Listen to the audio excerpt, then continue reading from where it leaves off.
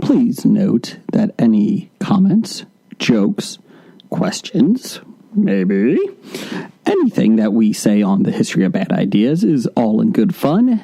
And remember, we insult everybody.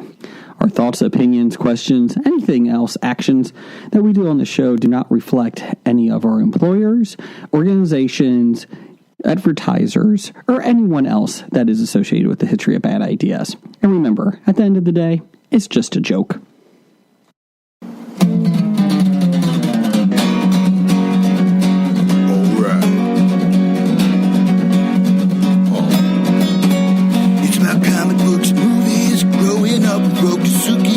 Superman before Zack Snyder ruined him. Michael Keaton was the best Batman, while Christian Bale was just deadpan. No one remembers the other ones. Princess Leia in bikini and transform a Lamborghini. Please don't let Shia LaBeouf ever act again. Please, God, no. Remembering tales from the crypt, back when Michael Bay wrote good scripts. He wrote scripts. All right here is no mystery. It's the history of bad. It's bad. It's the history of bad. So bad. It's the history of bad ideas. It's the history of bad. It's bad. It's the history of bad. So bad. It's the history of bad ideas. Podcast. Welcome to the History of Bad Ideas, episode 550. I'm Jeff. I'm Jim.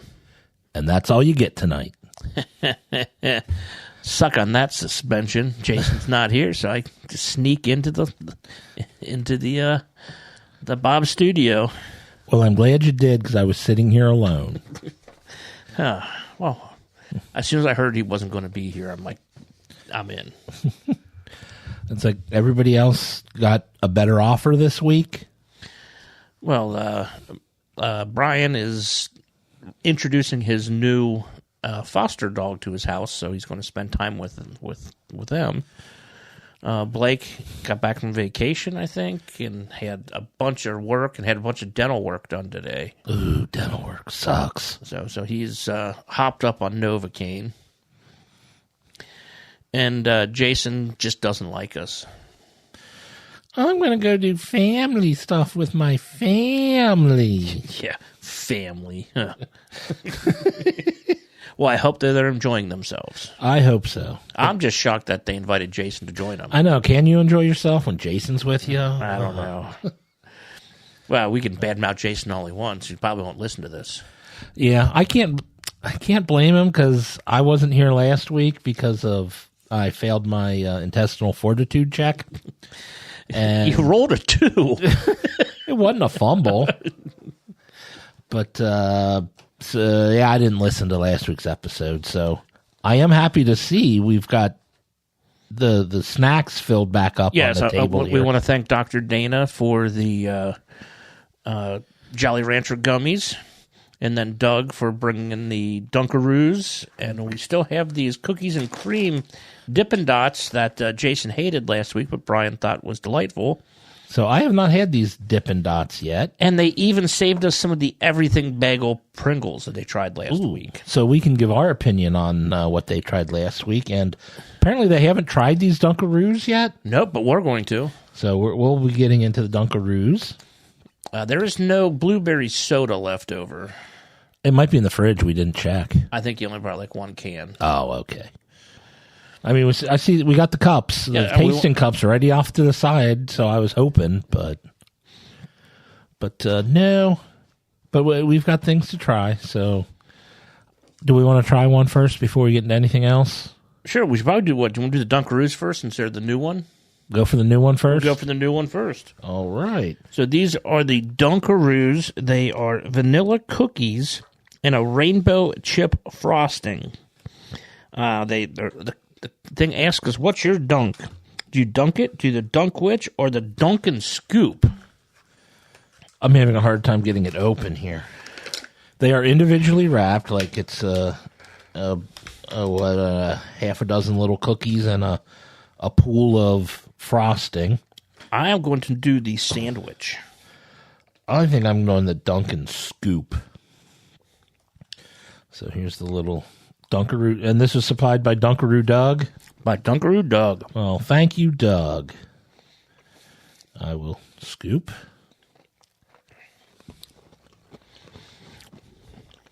It's like a birthday cake frosting.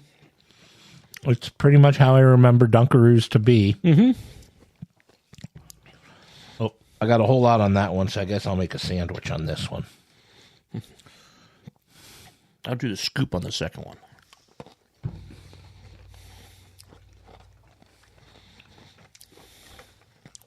Well, I think I like the sandwich better.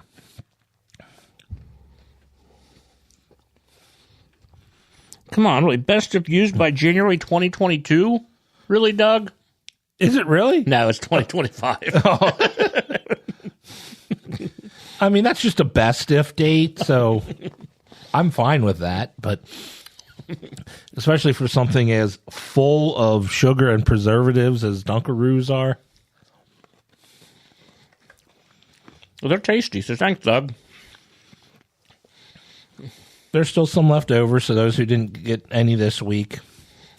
Unless somebody's has a friends over for a slumber party and they eat all the That's food true. here again. We can sneak into the green room and get into our Dunkaroo stash. Mm-hmm.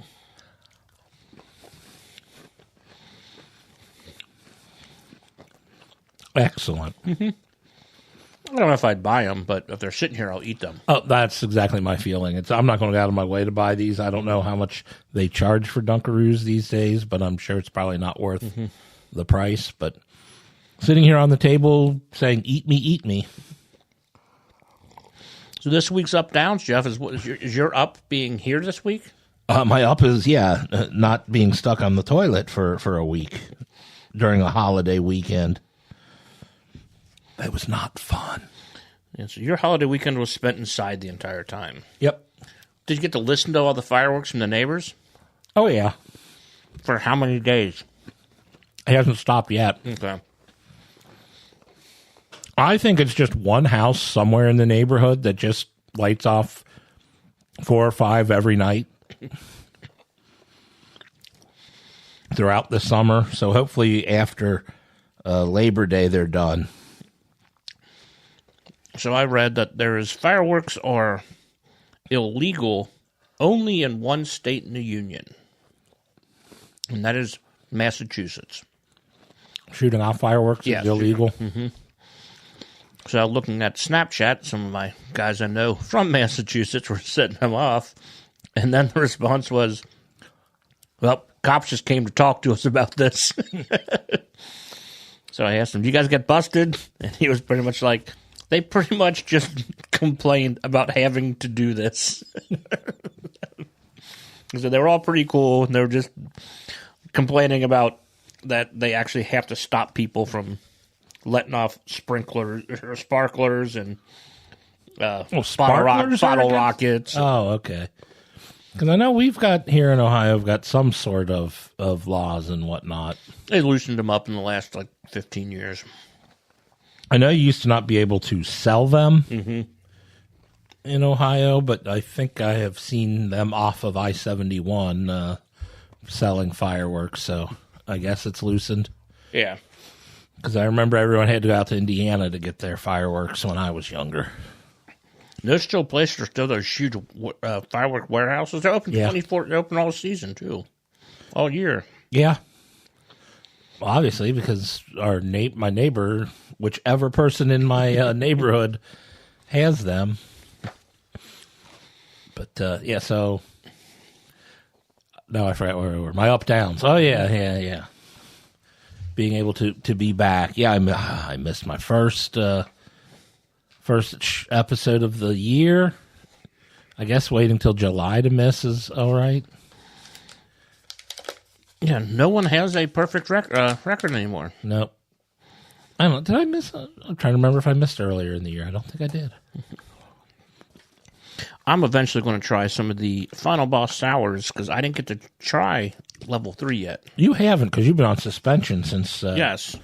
Since you brought them in. I didn't even hear you guys eat them, and I've listened. We tried them on one episode, and then I must have just not paid attention to that time. I heard because Doug tried them last week. And I'm like, wait, they open those? We have been eating them a pack a week or so. Oh, yeah, because we've been getting low on the food. I mean, Brian could have eaten the shrimp chips. No, Brian can't eat the shrimp chips. He can. He chooses not to and not get sick and maybe die. Yeah. Oh, let's see. I did want to discuss, and I was hoping Blake would be here for this, especially when Jason and Brian said they weren't going to be here. I thought, perfect D&D talk. Oh, we could talk all night about it. Yes. Like jumping on the log and then onto the alligator. Oh, no. Real D&D. Oh, not Jason and Brian D&D. Although you mentioned that, I saw some video online popped up where people were playing real live Frogger, where person with dressed as a frog with a blindfold on was being controlled by the guy just yelling, forward, back, left, right. And then other people dressed as cars or logs were just walking back and forth. At least they didn't do it on a real street. No. Forward, back. No, I said back. Oh, damn it. That's one life down. But, yeah. So those people who hate when we talk about Dungeons and Dragons, you can tune out for a couple of minutes here, because that's what I'm about to talk about. But these last couple of weeks, they've been releasing a lot of the new rules on their adaptation. They did their 1D&D where they, went through and adjusted. So it's still pretty much under 5th edition rules, but they've made a lot of adjustments and helped out or, found out where things were lacking or what people didn't like, and especially in classes and things like that. So they made adjustments. And so I guess in September, the new player's handbook comes out. The Dungeons & Dragons 2024, I think they said they're just going to refer to everything by the year that it was released instead of giving it a new, because they don't want to call it 6th edition, and they didn't want to call it 5.5, even though I think everyone will call it 5.5. That's pretty much what it is. Yeah, because it's just pretty much adjustments to the 5th edition. But I wanted to ask Blake, because I know Blake loves his 3.5, and he complained, or maybe not a complaint, but his feeling on 5th edition. He made a comment about how it's playing superheroes, because I guess everybody just seems to be overly powered, super-powered. Not like my character in Blake's game. Oh, in 3.5, they were definitely not super powered. I mean, I think in 5th edition, I think by the time you're level 2, you have more power than you have by the time you're level 6 at 3.5. But especially you, who does negative damage when you hit. I punch him, okay? He's healed 2 points. Damn it. But I wanted to get his opinion, because it seems like what they did was, the complaints that they had was people just weren't strong enough, because every class has been powered up significantly, some more than others. I just saw, like, this past couple days or so, they released the monk, which everyone complained about sucked. Yeah. Which I still don't understand, because the monk does stuff that other people can't do. And they shouldn't do more damage than, say, paladins and barbarians. Well, but they will. Well, now they will. But so everybody, it's like by 3rd level, most people probably can fly now, I think. I mean, I feel it's gotten a little ridiculous on how overpowered everyone is. But I guess if everyone's overpowered, then no one's overpowered. And then you just make the DM just makes the bad guy's overpowered. Yeah, I mean that's the swap off. Oh, instead of Vecna, you get 2 Vecnas. Oh, I'm going to write that one down. But yeah, I've been watching D&D shorts on when he updates the classes and seeing what he thinks, and he's a pretty good base on telling you what's new and what's different. And Yeah. Although he was always one to find the broken combinations. oh yeah, Was what I think where he really took off on his the YouTube presence. You know, this is what this combination is broken. You can do 1 trillion points of damage by 5th level if you do this and take this. like the one mage. I'm going to do create water, and then I'm going to what spell so I can do it again. When you speed, like you speed, like you can do a second spell in the. Yeah. Speed it up. So Yeah. You can do 2 spells in one. Yeah. Then I'm going to freeze it, but I'm going to create right over this person's head. So that's a 5 foot by 5 foot water that's now frozen on top of this guy. Up, he's dead. Yeah. It's now frozen. At 1,700 pounds. And it's falling. Quicken the spell, quicken spell that sorcerers can do. Yeah. And that was a level 1 could do that if they have to do the right way. I'm trying to. I don't think you can get quicken spell at level 1 With a variant human and with whatever the side thing. But yeah, he told how to do it on level 1. All right. Interesting. So yeah, they're really the monk one was the one that really got me thinking about this, because in the past I had played a monk, was one of my favorite characters, and I didn't feel he was underpowered any way, shape, or form.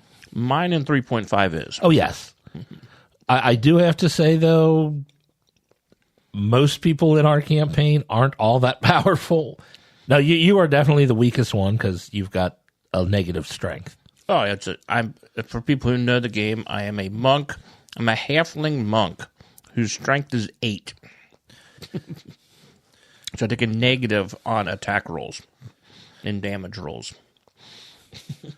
And in 5th edition, you can use your dexterity to do all that. Oh, I'd have +5 then. Yeah. and they boosted that. You can now use, when you're grappling, you can use your dexterity instead of strength.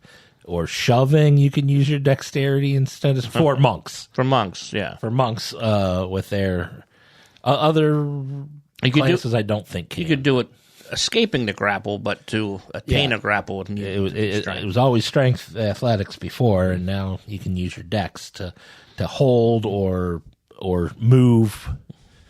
So it's interesting.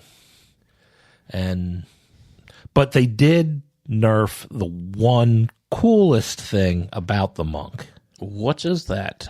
In 5th edition, at 5th level, the monk gets Stunning Strike. Yes. Where you can, when you hit somebody, they have to make a saving throw or be stunned. And you could do it based on key points. You can do it as many key points as... Now you can only Stunning Strike once per turn. Once per turn, yes. I did see that. I'm like, I was able to Stunning Strike. I had a setup where I could Stunning Strike 1, 2, 3, 4, 5, 7 times. With attacks. Well, I don't think I even had enough key points to it, but I could get 7 attacks in a round. But you only do it on once. But I mean, that needed to be done. But it's... Oh, I mean, they boosted everything else, but it's like, oh, it was so cool because you go and you try to, stun everybody and then have everybody else fireball the crap out of them, and they have no saving throw because they're stunned. and yes, but no. Well, you have evasion, and you can take Yeah. half damage, and if you miss, then you take zero. Damage. Yes, it's like go ahead and hit it because I'm going to evade it. But anyway, they nerfed the best part about the monk with the stunning strike. Well, I'll do Blake's I'll do impersonation of Blake. Oh, it sucks. Okay, thank you. I'm Blake. Yeah. It sucks. I'm wondering because next month Blake is going to Gen Con, and he said he's got some 5th edition games lined up. I'm wondering if they're going to run it the 5th edition or with the 2024 rules. I'm intrigued. Well, we will find out when he goes. So I know Blake's not listening to this, but I'll discuss it with him. Well, if you can't make it to like Gen Con, is there any like expos you want to go in Cincinnati? Oh, you can go to the Cincinnati Comic Expo. Oh, when is that? That is October 18th through 20th? Yes, thank you. At the Sharonville Convention Center. There will be a lot of people, like Hobie will be there. Yes, we will be. Brad. Old Man Brad. Old Man Brad will be there. We got Ming-Na Wen. Katie Sackhoff. John Rhys Davies. Yes. And a whole lot of X-Men 97 voice actors. Pretty much most of the cast. I'm sorry. I found it. Hold on. I'm Brad. Okay. And Jeff, I know Jason said thank him for taking over and doing the board. Yes. Did he run the board great last week? No. Oh. He found the bullhorn. Oh, no. And he was using that as like, oh, this is going to be our theme music for this. And it would be, and he kept on hitting it. Oh, no. I apologize, everyone. I didn't want to be sick last week. So we will do our best to keep Jason off the board. And yeah, I'm going to have to move the board to the other side of the table because it's far out of Jason's reach because I'm tired of him even reaching over and hitting buttons. I think we'd rather have DJ Fat Fingers erase the episode than Jason use that bullhorn as much as he did last week. Wow. It got annoying. Let's see, what did I watch this past week? And if I knew it was just going to be us, Jeff, I would have watched the last couple episodes of The Acolyte so we could have talked about it since we were the only ones that watched the first couple episodes. Thank you for everybody agreeing to do that and then not. But again, the first couple episodes, I enjoyed it. I mean, it was... How far have you gotten? 3 episodes, I think. Okay. But it's... So you haven't learned who the... No. Okay. But again, Blake likes to hate on everything. Oh, yeah. And I'm almost the exact opposite. I will watch it, and I will give it a... Try to find the good in it? Trying to find the good in it. Like, when they talk about Obi-Wan and talk about him just being a butcher, like cutting the meat in the middle of the fucking desert, and it's like, these two assholes that are on the show don't know what type of animal that is, what the conditions on that planet are, how it rots and decomposing. It could be fine. It could be. But fresh meat. Just if they packed it up and they went or what? They just whistle blew and they all left away. It's Like pretty much all they're showing is in the thing. They're just showing that Obi-Wan has entered into just like the basic lifestyle. No matter, they could have given him any job, and it would have been kind of what they're proving the point. But if like second shift came on and took over and then he left, that would have been fine. But they're just leaving this stuff sitting out in the open all night long. Yeah, it doesn't go bad. It's like these Dunkaroos. So you're saying that desert worm creatures are like Dunkaroos with their preservatives. Yeah, they are made up of preservatives. It's a big It's a big gummy worm. It looked like meat, but I guess just slop a slice of gummy. Giant gummy worms. That's what they're killing. But then I've also got caught pretty much. I'm about an episode behind on the Prime show, Mayor of Kingstown, and I'm still pissed off they killed off Kyle Chandler in the first episode. Spoilers! I haven't watched. But if they didn't, none of this stuff would have happened in the next 2.5 seasons. Because he would have taken care of that shit. Because that was his job. That was his job. I highly recommend it, and I just get annoyed by Diane Wiest's character, the mother. She's just too preachy. You don't have to have a political statement in these television shows. But they wanted one. You don't need one. You don't need a lot of things. But again, watching the Hugh Dillon plays the cop Ian. I didn't realize that he's one of the producers of it. Okay. So yeah, he's going to be around the entire time. So he probably has some like almost plot armor since he's a producer. But these cops just like to kill people in this show. Oh, that's not good. Oh, well, it comes back on the SWAT leader. The people realize that he's unstable. But I highly recommend it, so keep watching. It's 3 episodes into season 3 right now. Okay. All right, yeah, I'm looking at these Pringles, these everything bagel Pringles that they tried last week. They like them. I thought they were rather bland. I'm about to try it, so It says the everything bagel seasoning on it, and I've liked the everything bagel seasoning when you sprinkle it on stuff, but it's pretty mild for a Jason was worried about eating it, but I don't dislike it. I just don't get a lot out of it. Yeah, I don't think I like the flavor that it adds. And unless they went and licked them all and put them back and got all that seasoning off of it. Maybe. I think I would rather have a plain Pringle. That one just didn't. I like the everything bagel seasoning when I sprinkled on stuff. I have some of that at home. But this one was just kind of, I just thought it was bland. Now, granted, I don't put everything bagel seasoning on anything, and I actually not a big fan of everything bagels because that's too many things. I like to limit my flavors to a couple of things. Although I did like the story of how everything bagels came about. How is that? Well, it was actually accidental one time. Normally, they make all their bagels in the one spot or whatnot, and then when they clean up, they throw away all the stuff that fell or whatnot on the table and into the little troughs. Well, one time somebody new or something was cleaning up and put all that stuff back into like the bag. So it's like they'd make each different type of bagel, and all the stuff would fall on, and then they'd swipe that stuff aside and go to the next bagel. Well, all that was in one pile, and somebody accidentally, let's reuse this. Oh, that's a good idea.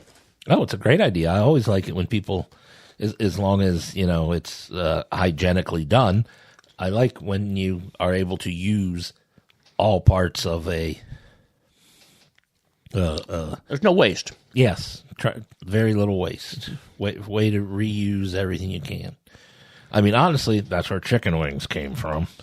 And now they're one of the most expensive parts of the chicken. Yeah. They used to be the part they would get rid of, and now they're what causes the price of chicken to go up. That's why you could buy them for 10 or 15 cents at one time. Because they were that was 15 cents that they weren't going to get before. Although, I'll say that this week, and hello, Jeff. I guess we're sponsoring. We're not quite to listener feedback yet. But since I mentioned it, it's a chicken week. Ooh, chicken. You get an egg. Okay. A chicken wing. One chicken wing? If you're lucky, you might get, where the drum and the flat are stuck together. Okay. There are some of those that went out. A sleeve of Peeps. Oh, chicken Peeps. Yeah. And corn feed. What'd you feed the chicken? Yes. So we've got a chicken theme going. So hopefully you enjoy your chicken box of Hello Jeff this week. Can you grind that chicken feed down into like? Oh yeah, you can make cornmeal out of it, or what do you call it, grits, if you really, really wanted to. So I can make cornbread out of it then. You can make chicken and grits if you grind it down to grits. I don't want grits. Well, people who do like grits can make it because you'll have a piece or two of chicken.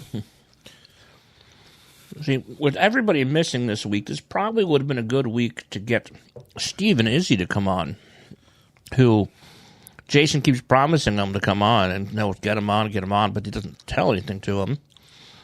But Brian's been working on it, and this should have been the week with just us. But hopefully they'll be on one of the next couple weeks. I think they'll. Well, that would have been nice, but if you're putting me in charge of recording off of the internet, or I'd erase it too. Don't worry. I mean, I learned my little recording thing here, even though I learned some things on what not to do the wrong way. The next thing we're trying are the Dippin' Dots cookies and cream that Jason did not like, that Brian thought was delightful. Oh, these look really good. And I agree with Brian. So these are like puffed up balls? It's like popcorn type thing. I could finish the rest of that bag. I don't dislike them, but I think my expectation was too high. Okay. They're not as good as I was hoping. Yeah. But I mean, from Ollie's, I mean, how bad can you go? I mean, they were still in Within the date? Yep. And they are gluten-free. Thank goodness. I did bring my gluten sprinkler so I can sprinkle a little bit in the bag and shake it up around so they all get gluten on them. Okay. And then talking about Steve and Izzy, we have a promo code. If you go to Untidy Venus, it is what, Hobie Pot? Hobie Pot? I think it's Hobie Pot. Hobie Pot, and you get 28% off, or? 20. Yeah, 20. Oh, I thought you said 28. No. I'm like, Izzy loves us and all. 20% is still a great value. I have a nice Snackosaurus pin on my book bag. Do any watch anything else, Lucas? We go to the social media poll of the week. Let's see. Well, we haven't talked about House of the Dragon, and I think we're both caught up on that. We are both caught up to House of the Dragon, which is probably my favorite show on right now. It is currently the only show that I will pretty much watch close to, if not when it is released. It does stick pretty close to the printed material. Well, from what I like about it, I haven't read the printed material, so everything is new to me. But from what I understand, obviously the printed material isn't very specific. It's kind of written in the tune of historians writing things. Yes. So there's a little skewed perspective, so they can change something without saying, oh, they're going against the book, because the book is just like this guy's written record of what he'd heard had happened and might not have known the intricacies of what actually happened. Like the entire...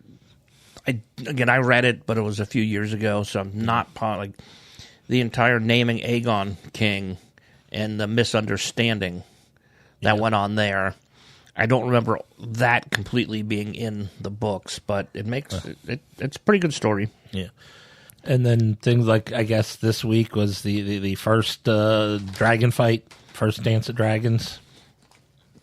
Well, other than other than Rhaegar taking out Lucerys and other than that, I mean, that wasn't really much a fight. No, it was ass beating. But I guess from my understanding, it was like a paragraph. This whole battle was pretty much just, it wasn't long, but I knew the outcome of it. Kind of, right? Yeah, they let pretty much that's what they told you was the outcome. And so like everything else, kind of how it happens and whatnot is all open to interpretation. So the writers kind of have a good free reign to do that, just as long as they hit the right beats set up by the story. And I don't know. And then the acting is actually pretty good, and Acting is great. And it's a weird episode for Damon. Oh yeah, that might be my least favorite part. Is the Damon psychoses, and I guess the ghosts of Harrenhal affecting him. Well, there's pretty much the ghosts you saw are people who were kind of blocking his way to the throne. Yeah. Yeah. Well, I mean, come on. His brother was the king, so all of his brother's children and their children would have a higher claim than him anyway. And even his cousin had a good claim too. Yes. But she was female. She actually had a better claim than Viserys. Mm-hmm.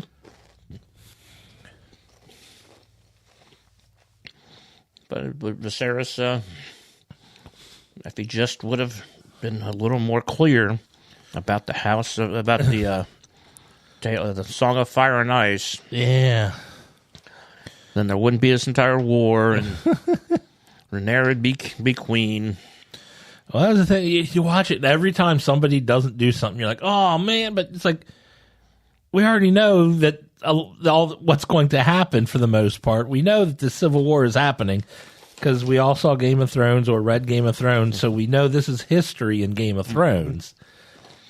That we're just learning the hows and whys, but it's like, okay, there was the Dance of Dragons where the Civil War between the families. So it's like, oh, yeah, if Rhaenys just burned the crap out of the entire Greens when she busted through the dragon pit. Yeah, None of this would have happened. And it's like, but then they wouldn't have a story or a show. What do you think of Sir Cole? Kristen Cole? Kristen Cole. He's a tool. He's all mad at Rhaenyra and pissed at her, and then goes ahead and does the same shit with Alicent. With Alicent, and like he's like innocent in all this, and it's like, no. But he might be the best general to lead troops. But unfortunately, he realizes that his troops mean absolutely nothing when they have nukes. Well, yeah. Well, no, he.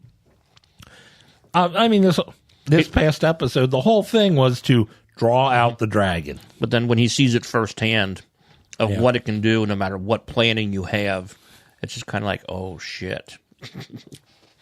What I didn't understand is how everybody didn't see what this was. Oh, you mean, this is just luring it out. They should have attacked King's Landing. Yeah. Melis should have gone to King's Landing. Go to King's Landing, and because, I mean, one, their spies weren't good enough to notice Vorgal, the largest creature ever, to leave and go hide. But it's like, okay, everyone is saying we were expecting him to go to Harrenhal, but he's going to Rook's Roost. Rook's Roost. Something's wrong here. It's like, yeah. It's close. It's a trap. Yeah. It's close to Dragonstone.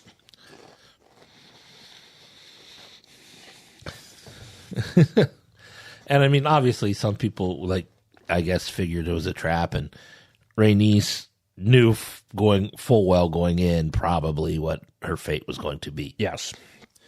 She, as the one who had been against using dragons to fight in these wars, knowing what their capabilities are, but being the one who stepped up and went into it, probably figured that she was what she was getting into.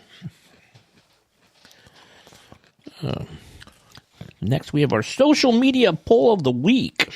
All right. With it coming away from the 4th of July weekend, it is, what is the best film to watch on Independence Day? Jason put up a bunch of choices out there. He put up The Patriot, Born on the 4th of July, Jaws, Independence Day, Hamilton, Apollo 13, Air Force One, Top Gun, Captain America First Avenger, Rocky IV, and Armageddon. There were about 40 people voted on this.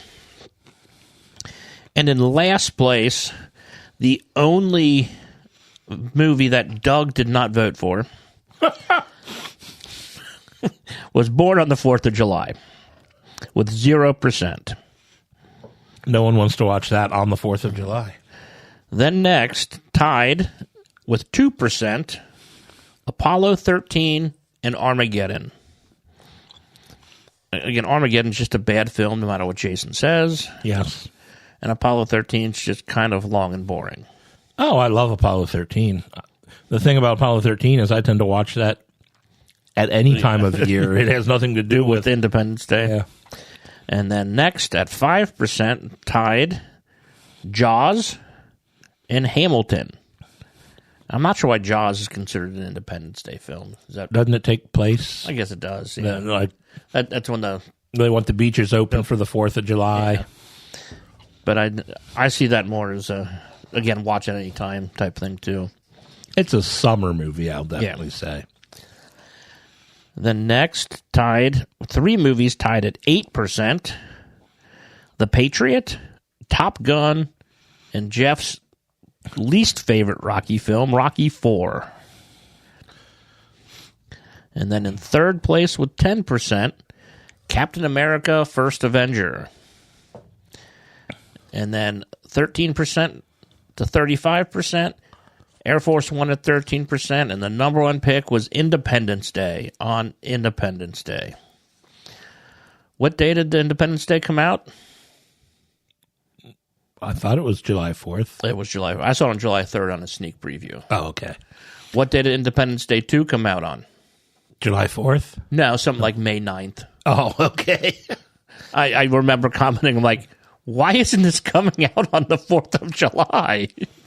Well, I know for a while there, every year on the 4th of July was a Will Smith movie. Yeah. Or at least that weekend, maybe not the exact 4th, but I was pretty sure the poster for Independence Day advertising the date, it was the 4th. But I'm trying to remember what, but Men in Black, I think, also was the 4th of July, and then, unfortunately, Wild Wild West. Oh, Kevin Kline. It's no Silverado.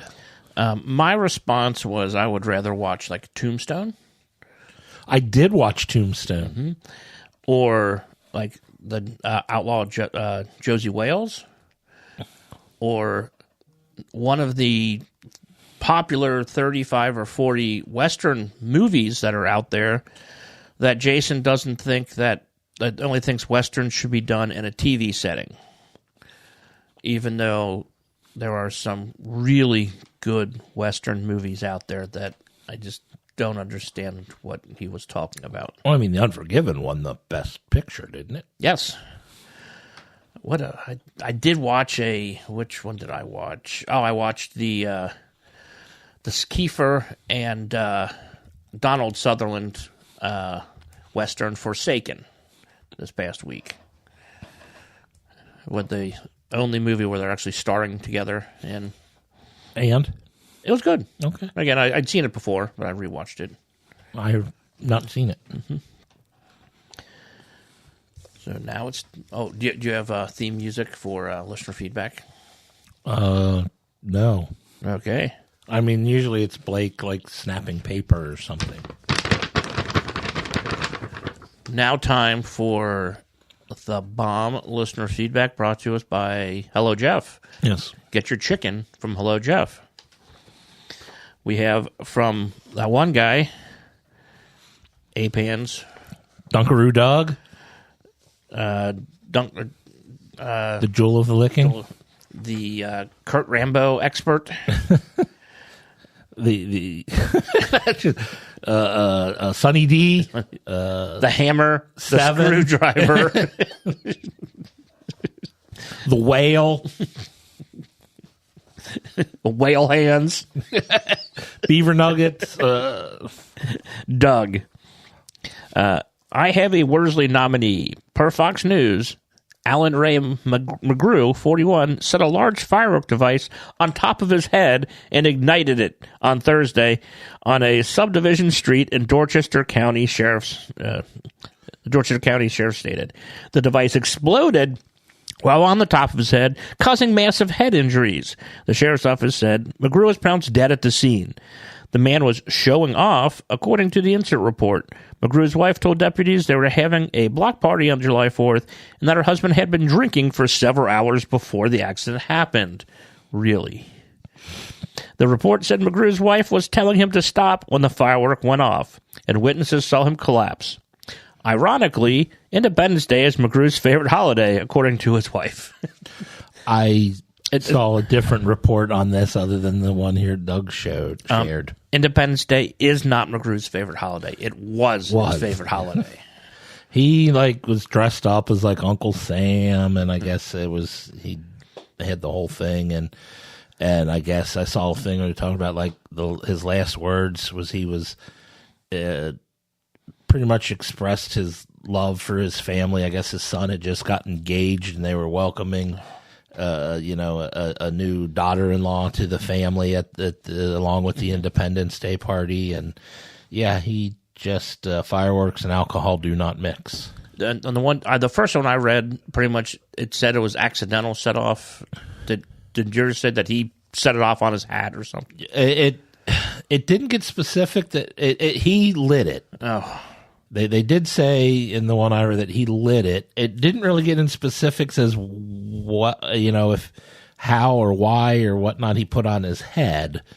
If he was trying to launch it, I didn't quite understand what was going on there, but it was, they said, his wife and family were trying to stop him, and I don't think they realized it was lit at the time even.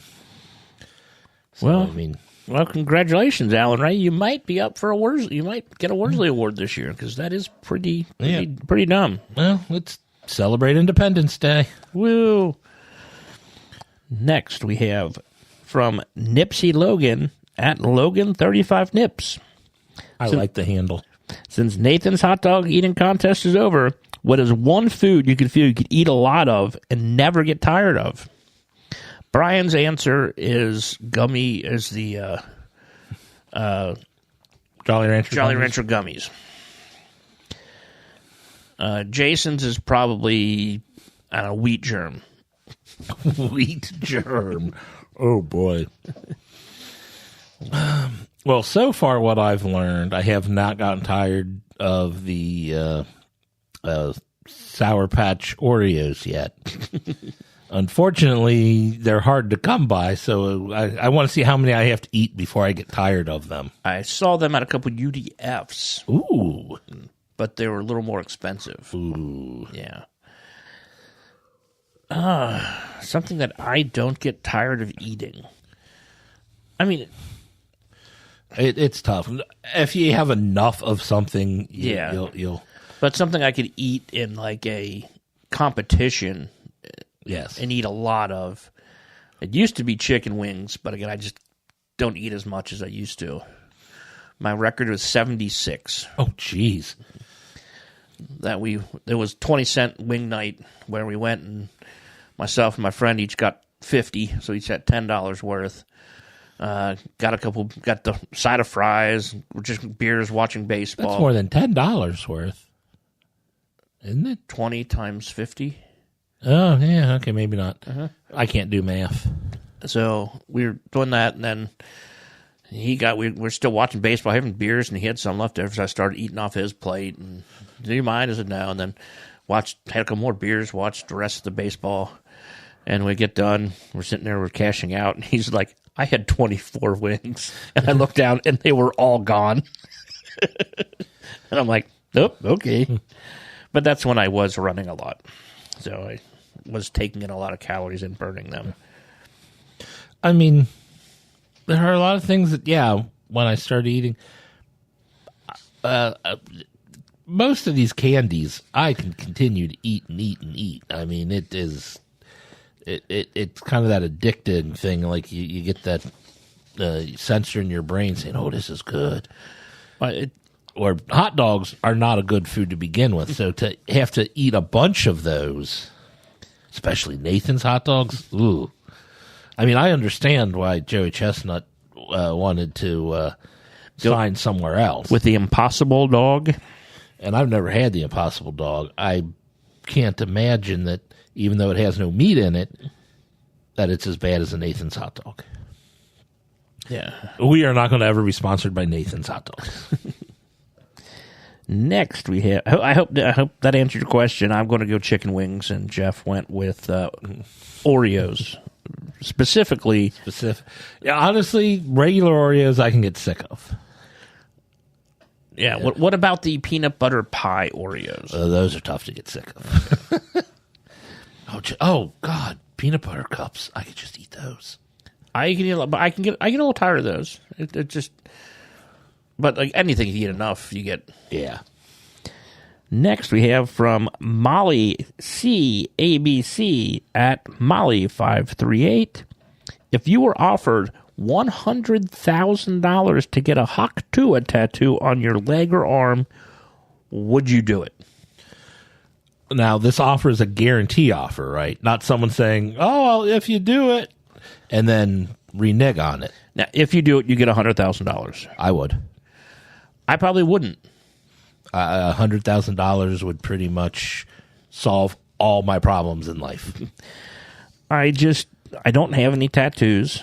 I was going to wait till I got something I wanted. It depends how big.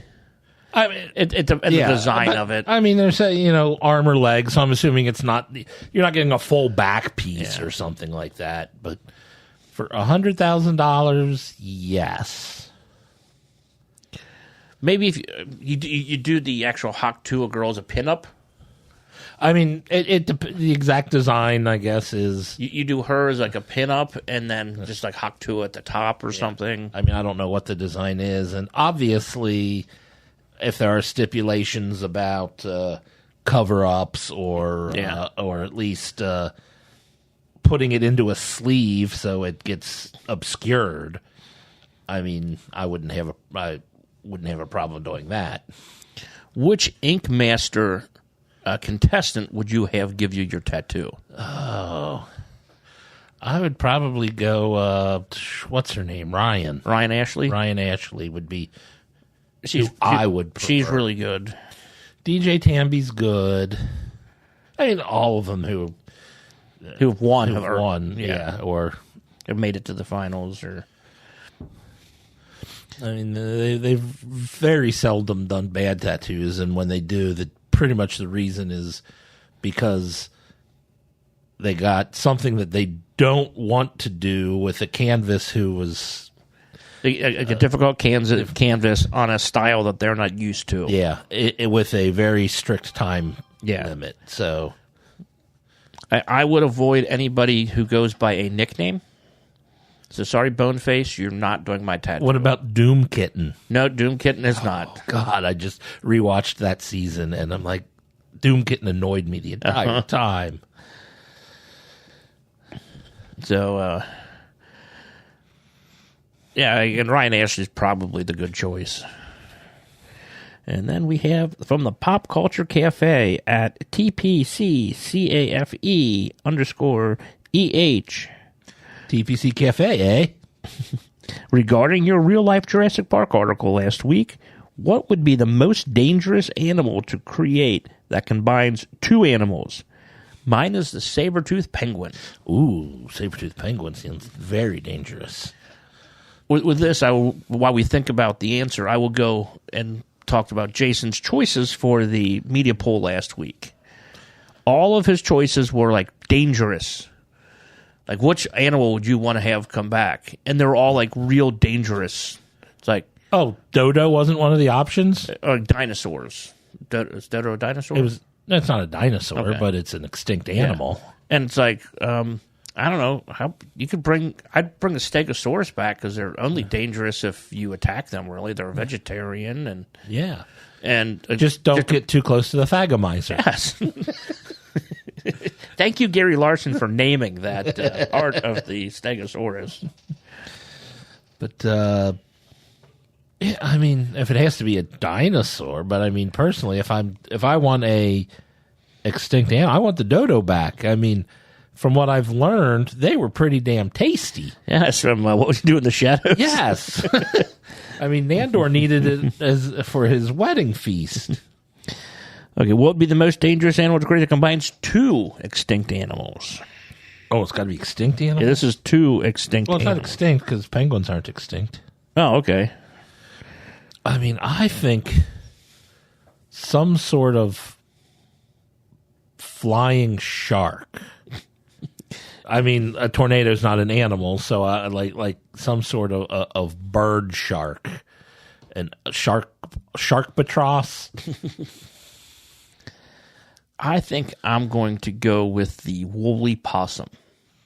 Ooh, It's going to be a possum with all the hair, but it's going to have two really long tusks. but possums are good animals. They're not dangerous. Oh, the woolly, like a penguin's not dangerous either, but a saber-toothed penguin could be. So, Fun fact: possums don't carry rabies. they can, but it's only in a very small percentage. Okay, possums don't get rabies. Yes. How's that? But And they eat mosquitoes. they eat a lot of the bugs that bother people. Mm-hmm. I'm like, if they just didn't look so creepy. That's the problem the possums have, is they just look creepy. If they looked like cats, they would be cooler. Even if they look like raccoons. Yeah. We got corrections From you. from Jim now. Jason, the Dave Attell Comedy Central show that he was trying to think of, Sleepless or it's Insomniac. Insomniac. It was an amusing show when Yeah. you go around. My favorite was Alaska. That was, he would, late night after the comedy show, they would go around Yes. throughout the night. And he was up in Alaska for the All day, all night. Sun all night. sun all night. So, and then finally we got from Professor Number One at Doc Number One. Blake missed last week. Is he in Alaska again? No. Where did he go? He go to Florida? Something like that. But somebody is in Alaska, I think. I heard Henno was in Alaska. Dartano is in Alaska. So I mean, if you're going to be in Alaska, now's the time to be in Alaska. yes, Especially considering it's hot everywhere else. I wonder how hot it is in Alaska. I'm going to look that up. oh, we could go to New Zealand. Oh, let's go to New Zealand. Let's do it. That is a trip I would love to make. So we'd go down and say hi to Nikki. She did ask a couple weeks ago Yeah. when we're coming. And I guess after I get my Hock-Tua tattoo where I can afford a trip. So if somebody is willing to pay Jeff $100,000 to get this tattoo, he will do it. He doesn't have any tattoos currently, so it'll I be do not. first. I'm not a tattoo. Yeah. Now, what is the weather in Alaska? Right now? At Anchorage, Alaska, on Tuesday, they have 62 degrees Fahrenheit. That is a heat wave in England. Well, all I know is that's damn right chilly where we are right now. we were in the low 90s, high 80s to low 90s. Yes. But Fahrenheit. This is all Fahrenheit, Fahrenheit. because Fahrenheit is a superior air temperature scale.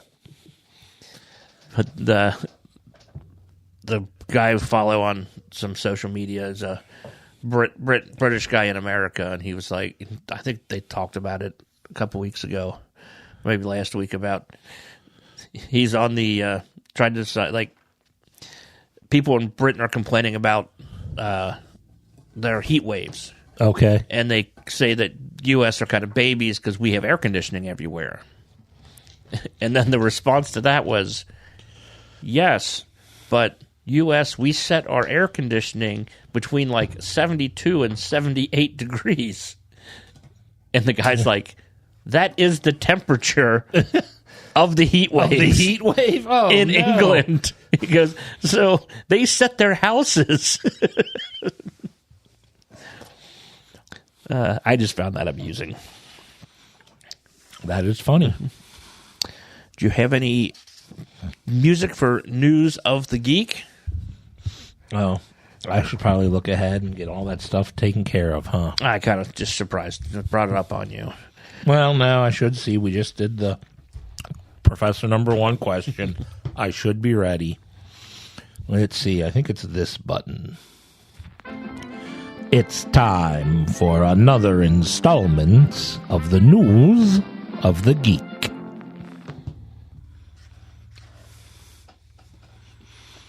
I'm thinking I need you to read this one because my copy is still screwed up on this page. Okay. Per cruiseradio.net, where somebody gets their news from, a Carnival Cruise passenger who attempted to share what they considered a money-saving hack paid a high price after her video went viral. The woman has now been banned for life from Carnival Cruise Line.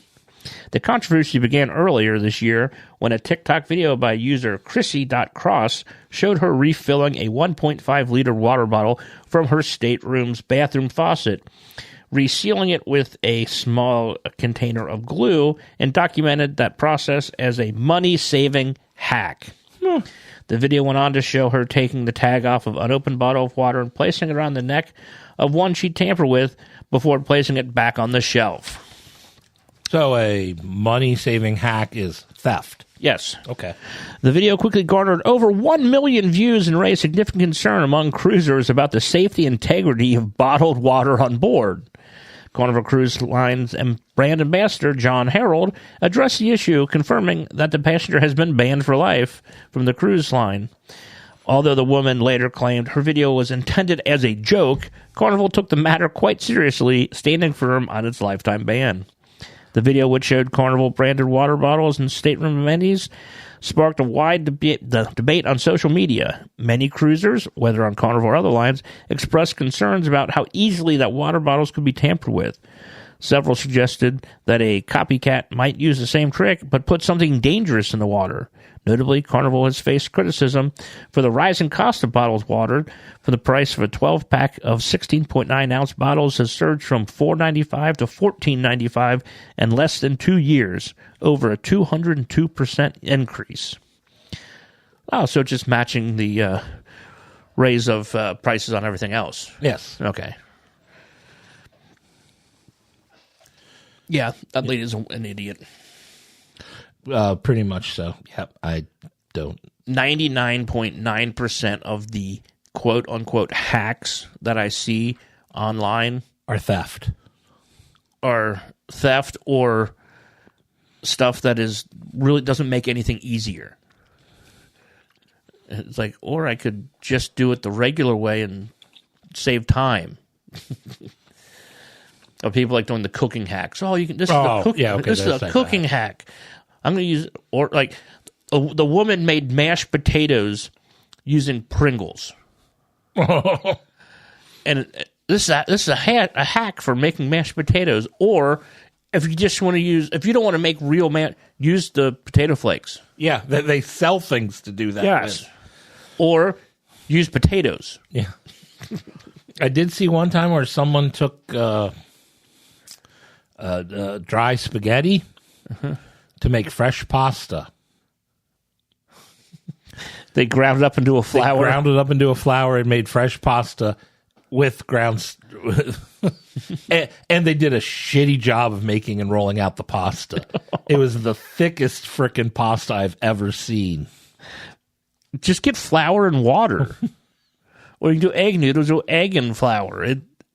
Making pasta is not... Why do you want to make it that difficult? You had to take this whole new step to take down the ingredient you already have and turn that into something that when you can just do it from scratch and it'll be better and easier.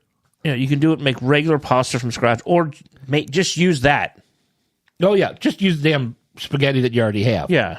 Oh, it was a trick she learned from Italians. Every Italian in the quotes in the comments was appalled by what she did. Yes. All right, second. We are going per Collider. Jason's favorite news source. Yeah, where Jason loves to get news from. There was a time prior to the release of Avatar, The Way of Water, when fans and film critics were unsure of the sequel's box office potential after so many years have passed after the original film. Even filmmaker James Cameron acknowledged that those same concerns, openly stating that if The Way of Water failed, he would not have to worry about Avatar 4 or 5. Well, Avatar: The Way of Water grossed $2.3 billion globally, surpassing the 2 billion mark set by the original 2009 picture. With the sequel's box office success in his back pocket, Cameron is clearly feeling more confident these days, and he recently announced that he is starting to develop ideas for a 6th and 7th installment for the franchise. I can't wait not to see those. I mean, let 4 and 5 come out before you get too far ahead. Speaking to Collider, Cameron said, "We're fully written through movie 5, but I've got ideas for 6 and 7, although I'll probably be handing the baton off at that point. I mean, mortality catches up. But I mean, we're enjoying what we're doing, we're loving it, and we get to work with great people." Well, that's true. He does work with great people. People like the Jason C. Brown? C. Brown, thank you. I forgot Jason's last name. Jason C. Brown, who works on the Avatar movies with James Cameron, a friend of our shows. It says so on his IMDb page. The site went on to add that Cameron told him that he views Avatar as a franchise that can continue to expand over the years, much the same way that George Lucas and Gene Roddenberry watched Star Wars and Star Trek expand beyond their initial conception. It has been previously teased that the 4th film will see the franchise return to the universe's version of Earth. Barring any delays, Avatar 3 will arrive in theaters December 19th, 2025, while Avatar 4 currently has a December 21st, 2029 release date.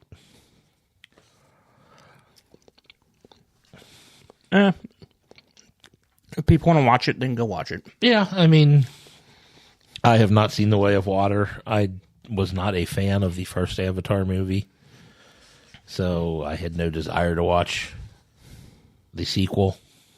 Maybe someday I will. Maybe not. Maybe not. Now we have... we can skip the quickies because it's about Haktua, and Yep. I don't want to read about Haktua. As Brian said, I thought we were done with that last week.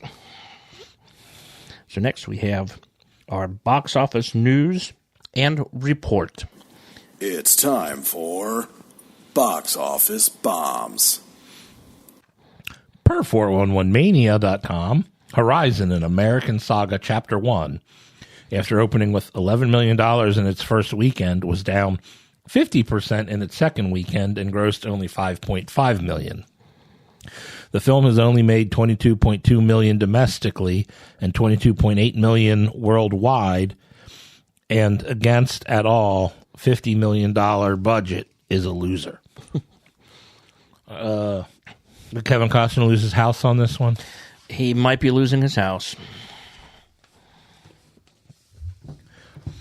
You know, maybe we should talk about movies that did make some money at the box office. So what made money this week? Coming in at number 1, Despicable Me made another 75, wow. It made $75 million in its opening weekend, a total of 123 because it was a long weekend. So it had a Thursday added to that. But 123 total, 75 million on the weekend for a budget of $100 million. Like, it opened, Wednesday? Wednesday or Thursday, I'm not sure, but the weekend only counts Friday, Saturday, Sunday. Yeah. Even if it was a extended holiday weekend. But that's made a lot of money before the holiday. 50 or just under $50 million before. $48 million, if my math is correct.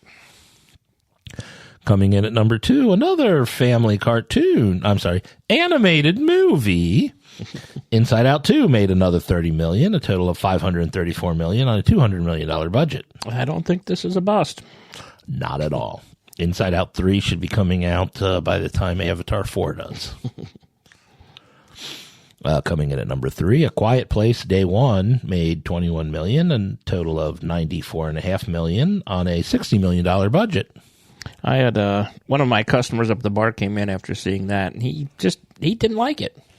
Okay. Did he like the other Quiet Place movies? Yes, he Okay. really enjoyed the other two. And this one, he didn't like the love story. Oh. Is it a better love story than Titanic, though? Well, Titanic needed a love story. Not. Coming in at number 4, Maxine made $6.7 million in its opening weekend on an unknown budget. This is a horror film? I have no clue. I wasn't here last week. Or this was the... Well, it's got 3 X's in it, so it sounds like it's... Oh, this is based on porn. the true story. 1980s Hollywood adult film star, aspiring actress Maxine Minks finally gets her big break, but as a mysterious killer stalks the starlets of Hollywood, a trail of blood threatens to reveal her sinister past. And it's based on I believe, a true story. Oh, sounds interesting. Coming in at number 5, Bad Boys Ride or Die made another $6.6 million, a total of $177.5 million on a $100 million budget. Will Smith just won't go away. Well, I mean, yeah, I guess if you slap enough of the right people, you can go away. I guess Chris Rock just isn't this isn't a big enough name to get people to stop watching your movies if you slap him. Nope. And upcoming, we have Fly Me to the Moon. Fly me to the moon. Marketing maven Kelly Jones wreaks havoc on launch director Cole Davis's already difficult task. When the White House deems the mission too important to fail, the countdown truly begins. Scarlett Johansson, Channing Tatum, Woody Harrelson, Colin Jost. Colin Jost is starring in a movie with his wife? Nepotism will get you a role every now and then. Jim Rash, Ray Romano, Peter Jacobson. Pretty good cast there. It is a good cast. Yeah. Hopefully the movie's good. Hopefully. Next, we have The Convert. A lay preacher arrives at a British settlement in 1830s. His violent past is soon drawn into question and his faith put to the test as he finds himself caught in the middle of a bloody war between Maori tribes. Guy Pearce is starring in this one. And a bunch of Maoris. Names that I can't pronounce, or I would do a bad job and sound like Jason.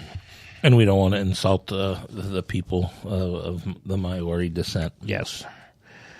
We also have coming out, we have National Anthem. A 21-year-old construction worker in New Mexico joins a community of queer rodeo performers in search of their own version of the American dream. I don't know anybody in this. Charlie Plummer, Eve Lindley, Renee Rosado. Yeah. But after that, we do have... It sounds like it's a bunch of gay cowboys eating pudding. Yeah, that's exactly what it is. Gay cowboys eating pudding. Thank you, Matt and Trey. We have Long Legs. In a pursuit of a serial killer, an FBI agent uncovers a series of occult clues that she must solve to end this terrifying killing spree. Malika Monroe is Agent Lee Harker. Looks like the serial killer is...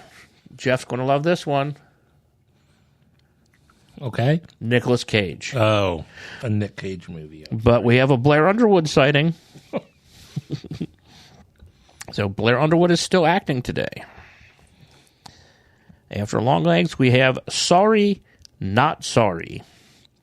An inside look at Louis C.K.'s fall and return to the spotlight. The interviews include fellow comedians and women who spoke up about his sexual misconduct.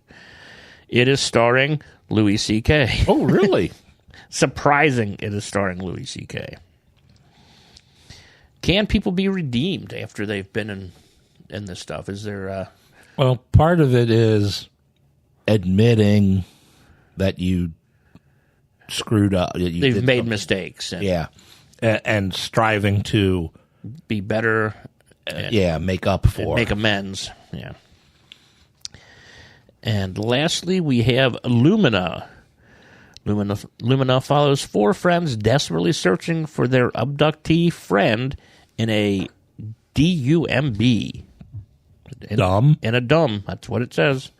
Whether they find their friend or not, in the deserts of the U.S. to the sands of the Sahara, their lives will be changed forever.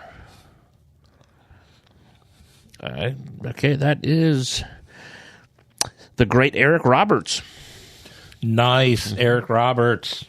Emily Hall, Andrea Vader, Gino McCoy. Yeah.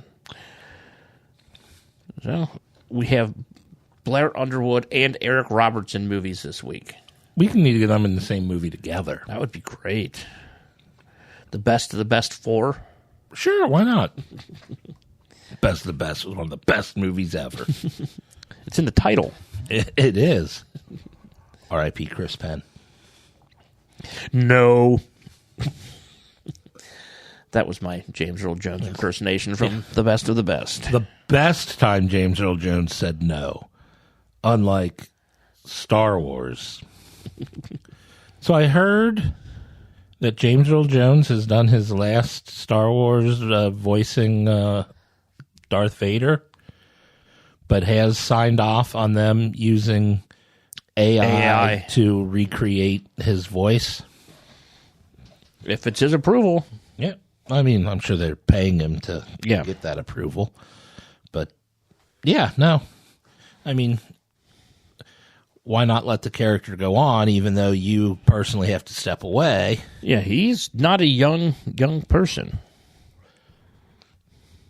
So.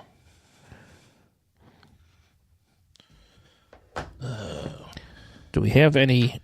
This is where Jason went crazy with the bullhorn. So he did something like... I know you hate me. I forgot it was up that loud, too. I am sorry for bad-mouthing Jason. I didn't do it as bad as Jason, though, did I? No. I mean, if you want, I can go back and edit it out. No, it's already in my ears. Oh, okay. And edit. What's that? Yeah. So what is our top 5? This week, our top 5 is our top 5 ensemble casts. Okay. Television or movies. Whatever you decide. I guess if you decided a stage play or musical, you could do that too. Ooh, maybe I'll write Hamilton in. No, wait, I never saw that. Never mind. Okay, what is your number 5? Number 5, I'm going to have to start with pretty much a movie I throw on my top 5s every time it fits the top 5. Yep. You can turn around behind you and see the Clue poster. It is such a great ensemble cast. It is a great cast. And I probably should put it higher, but it's because I'm always throwing Clue out that it just slips because I'm even starting to tire talking about how great Clue is. But that is my number 5. My number 5 is going to be Hobied. Ooh, okay. I am going to Hobie this with, let's go with Best in Show. Ah, I thought of that. The Royal Tenenbaums. Oh, okay. No, not Royal Tenenbaums. Not my bad. The Best in Show. Wow. Mighty Wind. Mighty Wind. And Thank you for your consideration. And what's the other one? The other.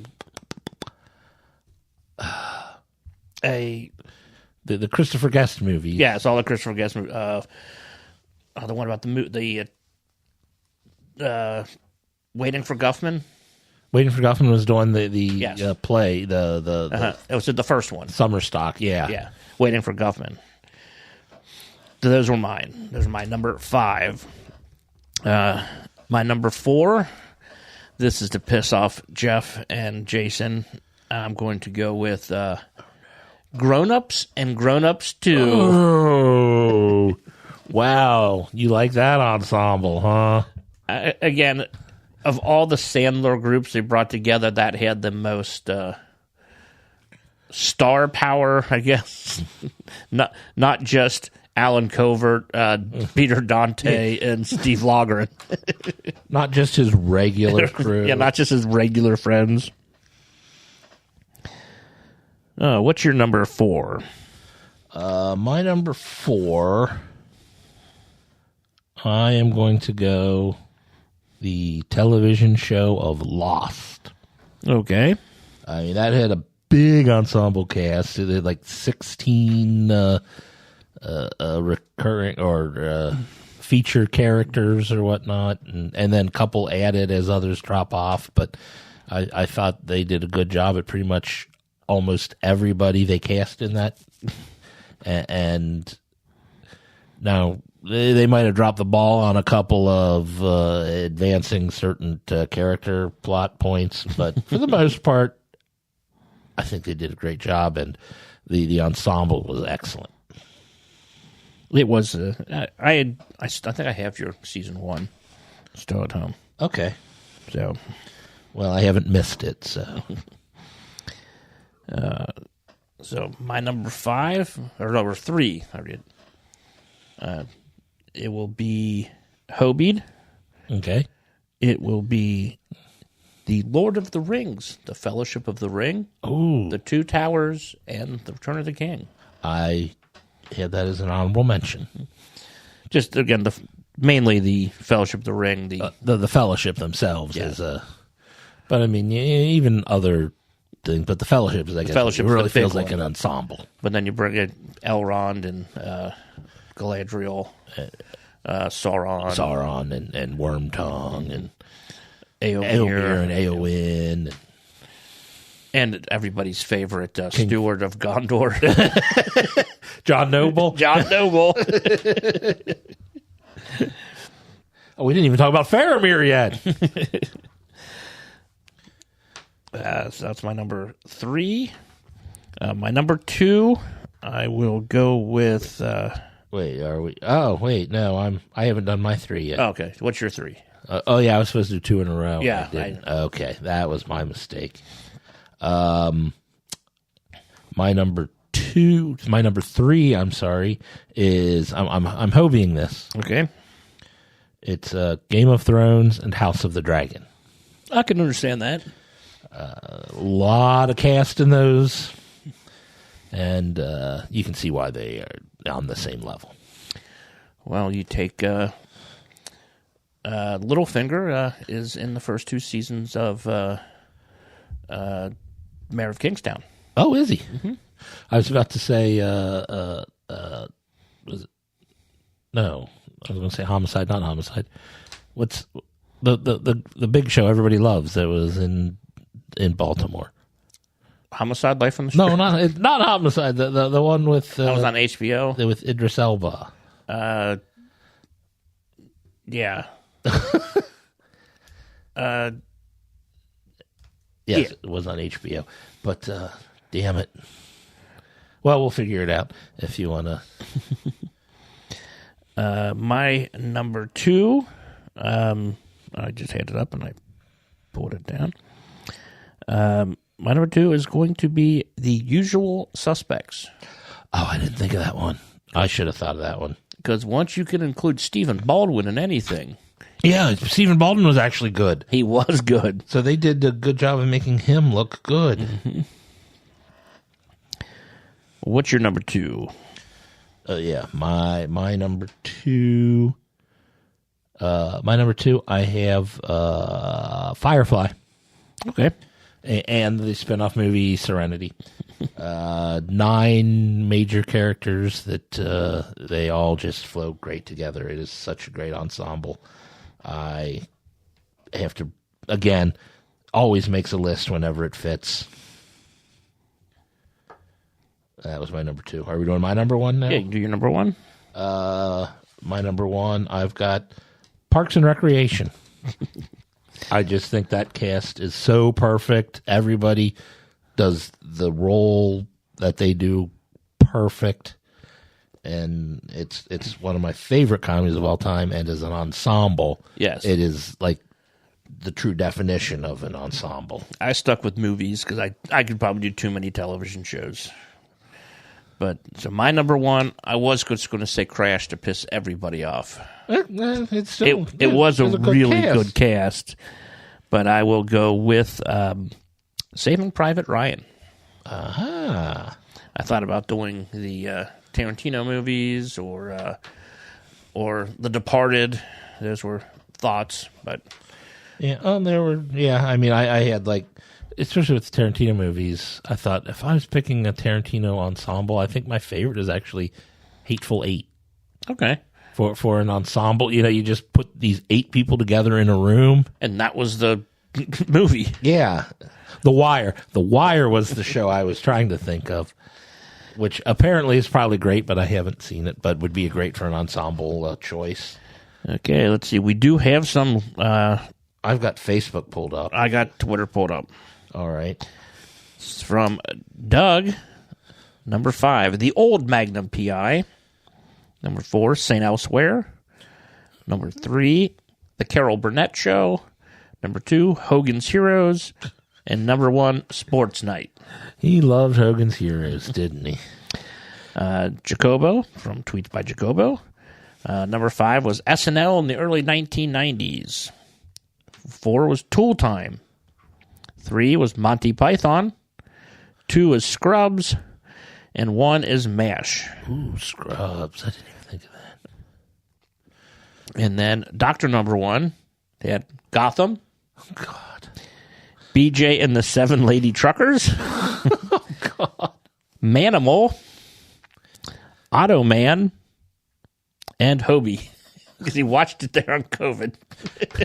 I want to argue. I don't think Manimal could be considered an ensemble feature. I think they pretty much had a star and maybe a sidekick or 2. I think that's a terrible choice for an ensemble. Well, you can tell Doctor Number 1 that. I just did. Over here, Brian sent his in over on Facebook. Okay. And Brian has at number 5. He hobied this with Pulp Fiction, True Romance, Reservoir Dogs. There's Tarantino. There's Tarantino. Number 4, he hobied Anchorman and Wet Hot American Summer. Okay. Wet Hot American Summer, I heard everybody loved it, and I watched it, and then watched the show too. I just expected a little more. I couldn't get into it. I don't know if it was because of it was kind of hyped, because the people in it I like. Oh yeah, it is a great ensemble cast. But I couldn't get into it, and I don't know if it was. I can't explain. Oh well, never mind. Going on. Number 3, Heat. I thought about Heat too. That bank robbery scene is still one of the best. Yep. Number 2, The Outsiders. Now that's a cast that all went on to, or most went on to do great things, except the lead character. He did Side Out. Yeah, he did Side Out and Tank and Soul Man. Or was it Tank? There's a movie with a tank, but I don't. He definitely did Soul Man. Yeah. Oh no, he definitely. But Tank that was the Eddie Murphy movie, wasn't it? Eddie Murphy, Dudley Moore. Oh, that wasn't good, was it? No, it wasn't. But I can't remember. But C. Thomas Howell did a movie with a tank in it. Well, let's see. What would that be? I'll look that up while you go to the next one. I will finish up. Brian's number 1 is, Jim, this sounds familiar, Saving Private Ryan. Yes. I didn't see Brian's list. I know everyone put Saving Private Ryan high on their list just because Nathan Fillion stole the show. Oh, wait, we forgot C. Thomas Howell in Red Dawn. He was in Red Dawn? Yeah. With all the people in Red Dawn, he's not one that I even remembered him being in that. Okay. Oh, he was one of the. He was Robert. He dies. Patrick Swayze, C. Thomas Howell, Leah Thompson, Charlie Sheen, Darren Dalton, not the baseball player. Yeah, no. He was also in The Outsiders. Yes, he was. Jennifer Grey, Brad Savage, Doug Toby. Brian throws an honorable mention of something you also mentioned, Grown Ups. You and Brian are on the same wavelength there. Well, I was just doing that to piss you off. Brian's not. Brian really likes it. Oh, if the movie's on, I can enjoy it. I mean, I think there's some good funny parts to it.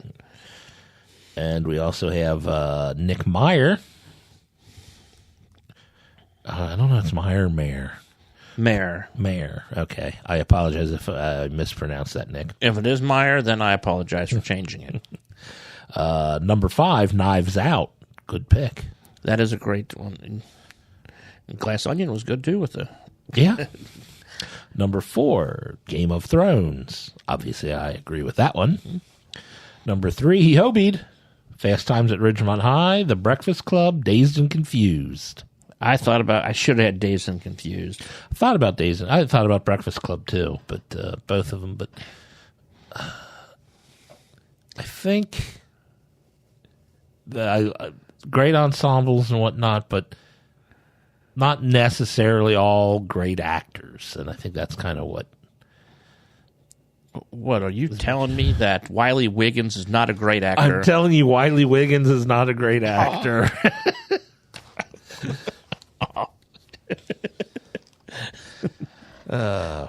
Nick's number 2 is the Grand Budapest Hotel. I was expecting you to have a lot of Wes Anderson. Wes Anderson on your... I just couldn't. I should have hobied them all, but that's what I thought you were going to do, especially after I said Tannenbaums. Yeah. But after you were hobying the what's his name movies, Christopher Guest movies, I thought you were going to then do a bunch of Wes Andersons. And his number 1, A League of Their Own. Okay. Which I always get suckered into watching.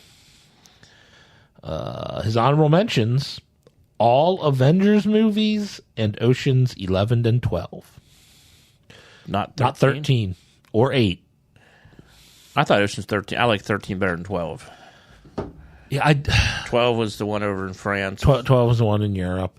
12, especially when I learned the backstory of the story on Ocean's 12. It was a script that a studio already had bought.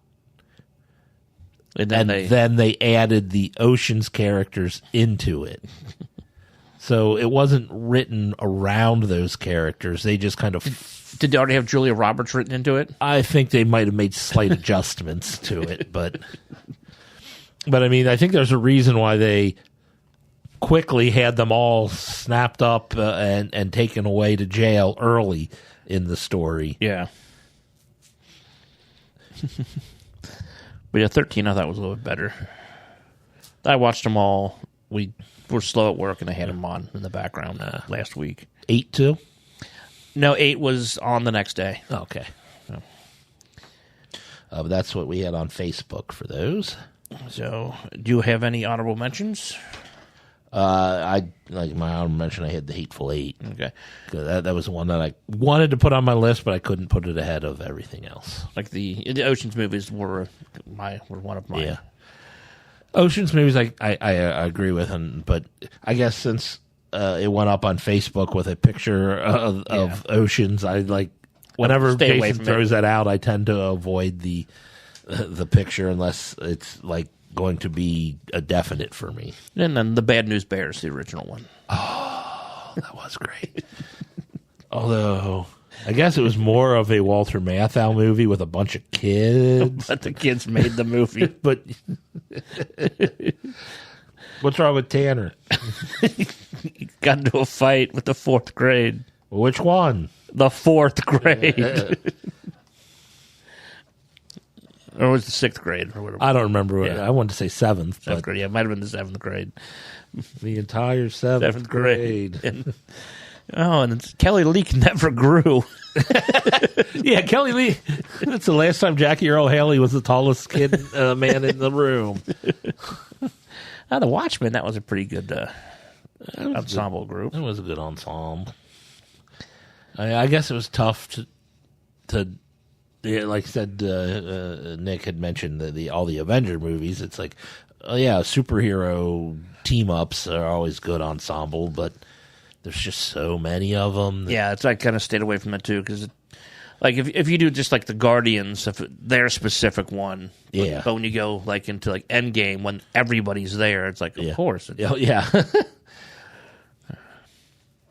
But do we have any titles for the show? Should we go for a bad idea? Do you have a bad idea this week? Going to the Reds game when there's like a 90% chance of rain. Okay. That's about number 708. Okay. Especially when you're committed to doing something else at the same time. Yes. I wonder if that game is still going on. Look it up. But, I only wrote down one thing for a title. I remember when you wrote it down. I wrote down 2 Vecnas. I guess that's the title for the show is 2 Vecnas. No, Jason and Brian will have no clue. No, they'll look at that and say, what? Well, they might have watched Stranger Things. I don't think they'll remember it. I could be wrong, but I doubt they remember it. The Burger family is still at the game because it's in the bottom of the 8th. Are they winning still? 11-6. Ooh, they gave up 6. That's not good. Scored 11 is good, but all right. Did you have any title? I didn't write anything down. All right, so this is 2 Vecnas. 2 Vecnas. What are you going to do? All of our characters are min-maxed. 2 Vecnas. I'm going to throw out 2 Vecnas. How can they both have Vecna's hand? Vecna's got 2 hands.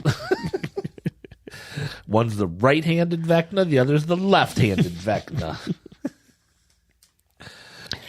Well, I hope everybody had fun listening. Yes. Hopefully we could keep you entertained without the rest of the curmudgeons around. And for all those people out there who think our voices sound too close alike and they were hard to tell apart, I'm sorry. It probably sounds like one person talking to himself the entire episode. What a horrible night tonight was. I just sat here acting like 2 people. Good times. Good times. All right. Well, Roger says goodbye. Bye. From Walking Dead to Talking Heads, from comic books to TV sets, there's a history, not so bad, there's the history. It's the history of bad, so bad. The history of bad, it's bad. History of bad ideas. Podcast. You are listening to a Hobie.